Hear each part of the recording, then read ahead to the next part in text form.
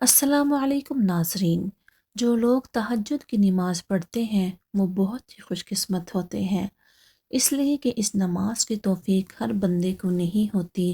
جس بندے کو اللہ تعالیٰ تہجد کی توفیق دے دے وہ بہت خوش قسمت ہے، اور اس کو تہجد پڑھنے میں اتنا مزہ آتا ہے کہ وہ پھر کبھی تہجد چھوڑ ہی نہیں سکتا۔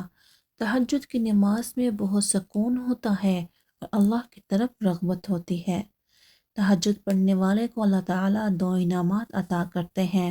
المعجم الکبیر کی روایت ہے کہ حضرت عبداللہ بن مسعود فرماتے ہیں کہ دو بندے ایسے ہیں جن کو دیکھ کر اللہ بہت خوش ہوتے ہیں۔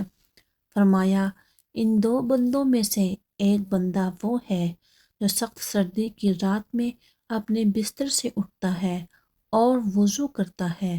وضو کرنے کے بعد جب وہ نماز کے لیے کھڑا ہوتا ہے تو اللہ تعالیٰ فرشتوں سے پوچھتے ہیں کہ اے فرشتوں، مجھے یہ بتاؤ میرے اس بندے کو کس تکلیف نے، کس چیز نے ابھارا؟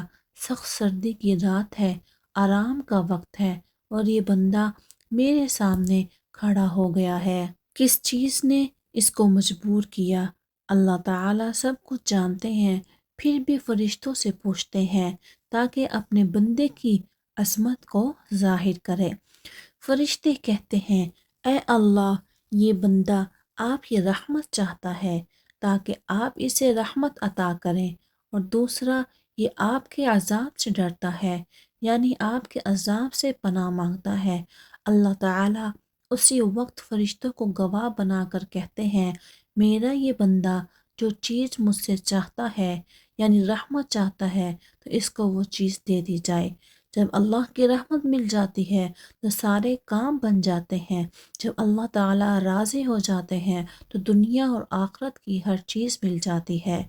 اور دوسرے نمبر پر اللہ تعالیٰ فرماتے ہیں کہ جس چیز سے یہ میرا بندہ ڈر رہا ہے میں نے اپنے بندے کو اس چیز سے امن دے دیا، یعنی عذاب سے محفوظ کر لیا۔